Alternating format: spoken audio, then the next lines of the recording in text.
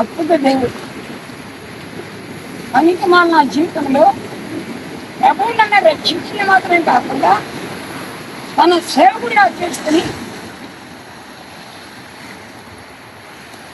ఈ పరిశుద్ధ గ్రంథంలో ఈ దినము 117వ ఇండియా చివరు కాశ్మీర్ కన్యాకుమారి అంటామే.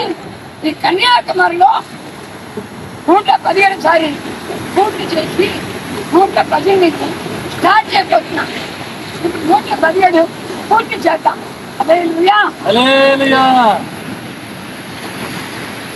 ஒருவன் இந்த தீர்க்க தரிசன புத்தகத்தின் வசனங்களிலிருந்து எதையாகிலும் எடுத்து போட்டால் ஜீவ புத்தகத்திலிருந்தும் பரிசுத்த நகரத்திலிருந்தும் இந்த புத்தகத்தில் எழுதப்பட்டதிலிருந்தும் அவனுடைய பங்கை தேவன் எடுத்து போடுவார்.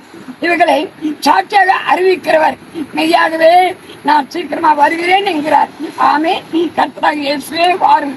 நம்முடைய கர்த்தராகிய இயேசு கிறிஸ்துவின் கிருபை உங்கள் அனைவரோடும் கூட இருப்பதாக.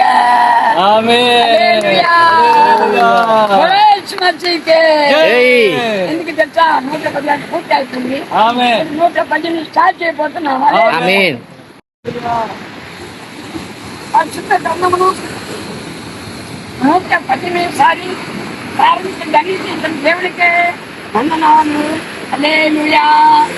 దేవుని నామం నిరంతరం స్తుతింపబడును గాక. ఆమేన్. ஆதியிலே தேவன் வானத்தையும் பூமியை சிருஷ்டித்தார். பூமியானது ஒழுங்கின்மையும் வெறுமையுமாயிருந்தது.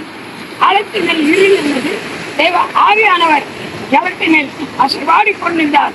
தேவன் வெளிச்சம் உண்டாகிறது என்றார். வெளிச்சம் உண்டாயிற்று.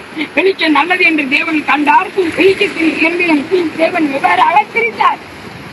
தேவன் வெளிச்சத்தில் பகல் என்று பெயரிட்டார்.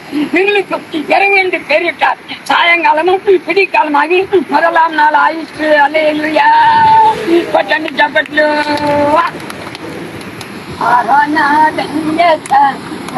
నా భాగ్యమో ఏమని వివరించును, ఏమని వివరించును.